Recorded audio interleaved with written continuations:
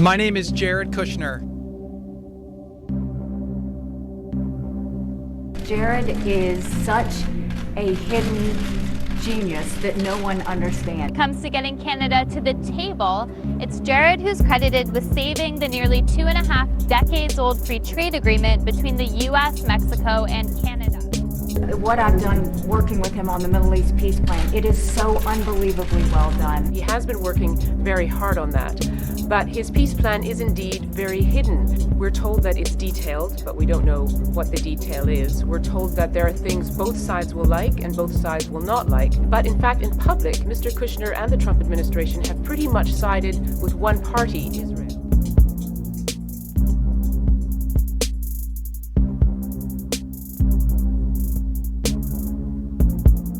They do a lot of things behind the scenes that I wish more people knew about, because we're a better country because they're in this administration. Donald Trump, throughout his career, has always relied on a very small circle of family and a couple of close associates. And in Jared Kushner, he has both. He has a family member as his son-in-law, and also Jared Kushner is a trusted advisor. President Trump has given Jared Kushner an extraordinary portfolio of responsibility. That includes bringing peace to the Middle East, reinventing the United States government, and many other issues.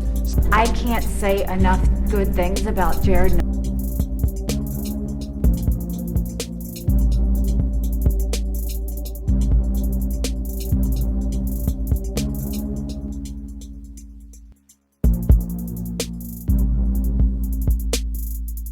So Jared Kushner purchased the New York Observer. He is the owner of New York Observer, even though he has now passed it off into a family trust, which means absolutely nothing.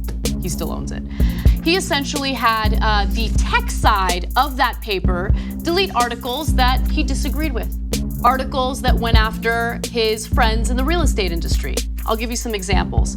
So Kushner in 2012 went around the editorial leaders at the New York Observer, the newspaper he owned and operated, to mandate the removal of a handful of articles from the website. So Kushner requested the removal of a 2010 story about a settlement between then New York Attorney General Andrew Cuomo and a real estate firm, Vantage Properties, regarding allegations that the company had illegally forced tenants out of their apartments to raise rents. On Monday, the public face of the arduous year-long talks to renegotiate NAFTA attributed to saving the trade talks and eventually reaching a successful conclusion to Jared Kushner. Sending a seasoned politician or a diplomat, a veteran diplomat, President Trump is trying a different approach, sending his son-in-law and senior advisor Jared Kushner to meet with leaders there. Earlier today, he was greeted by the Israeli Prime Minister Benjamin Netanyahu. He has been seen but not heard, silently watching President Trump sign orders. Jared Kushner is usually in the middle of the action, but publicly mum. Well, thank you very much, Rudy. Sitting at the president's side, but never a peep out of it. Have you ever heard him speak? Seriously, what does his voice sound like? And then there was one issue that was very close to my heart because I had a personal experience, which was prison reform. If you have somebody in prison for 10 years, you can say, would you rather them go back after 10 years of no programming to the streets? It's called the First Step Act. The goal is for it to be the first step towards hopefully broader reforms. I'm for progress, I'm for moving forward, and I'm hoping that a lot of the people in the House and the Senate will be with us as well. Jared Kushner finally used his vocal cords. The Department of Defense, for example, still uses 8-inch floppy disks. No wonder nobody focused on what he was saying. The Trump administration got it done. Kushner is a guy with a Twitter account, but no tweets, a cover story in Time with no interview. He once tiptoed past his wife as she was being interviewed. Oh, come on, Jared, come on. Come on, Jared. Oh, Jared, you can't just walk in and not say anything. He used to. The silent sidekick has finally found his voice. It's working, and it's very exciting. Jeannie Mo, CNN, New York. Family member and White House aide Jared Kushner broke his silence today in his first extended TV interview since Trump was elected. A 43-minute discussion that was often boastful, sometimes defensive, and at several points, honestly, bizarre. But Kushner's responses themselves presented an image of hard and quiet work. I don't make a lot of noise.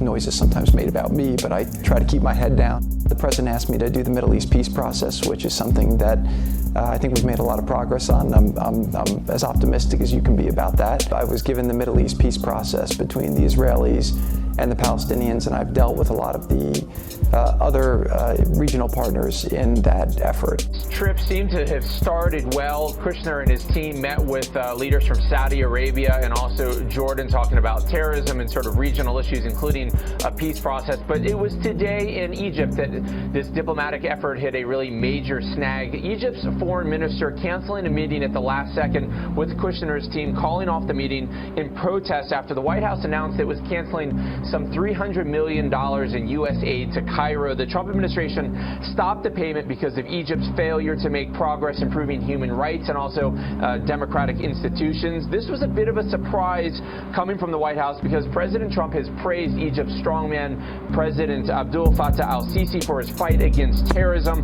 However, just a short while ago, the Kushner team did meet with President Sisi.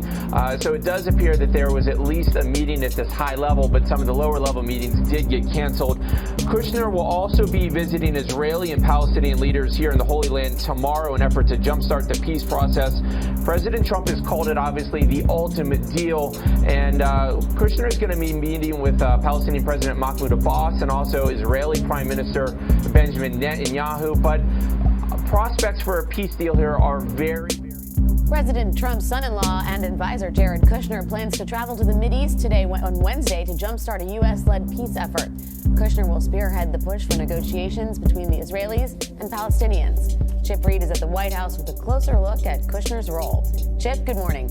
Well, good morning. President Trump was in Israel just last month, and talks have been continuing since then. Now he's asked his son-in-law to take the lead as the conversation continues. The president returned to the White House following his first trip to Camp David, where in 2000 President Bill Clinton hosted a peace summit with Israeli and Palestinian leaders. I am committed to trying to achieve a peace agreement between the Israelis and the Palestinians. The president believes forging a historic peace agreement is possible and believes his son-in-law is especially fit to achieve it. He is so great. If you can't produce peace in the Middle East, nobody can. A White House official says Kushner, who joined Mr. Trump on his recent trip to the Middle East, will hear directly from Israeli Prime Minister Benjamin Netanyahu and Palestinian President Mahmoud Abbas. CBS News correspondent Errol Barnett was on the same flight as the president's daughter Ivanka and son-in-law Jared Kushner Tuesday evening when he tried to ask Kushner a question. Errol recorded the interaction. Errol Barnett with CBS. Any comment on?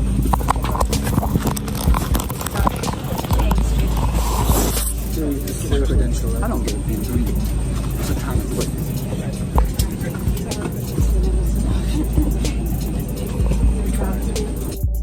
And Errol joins me now on the phone. Errol, what is it specifically that you were trying to ask Jared Kushner? Well, Elaine, with news out of the White House that Jared Kushner, along with National Security Advisor John Bolton, spoke with the Crown Prince of Saudi Arabia roughly 1 week ago, we wanted to know effectively what Jared Kushner made of the Crown Prince and the King of Saudi Arabia's denials to Secretary of State Pompeo that the kingdom had anything to do with the death of Washington Post contributor Jamal Khashoggi. And we rarely get to see Jared Kushner in public.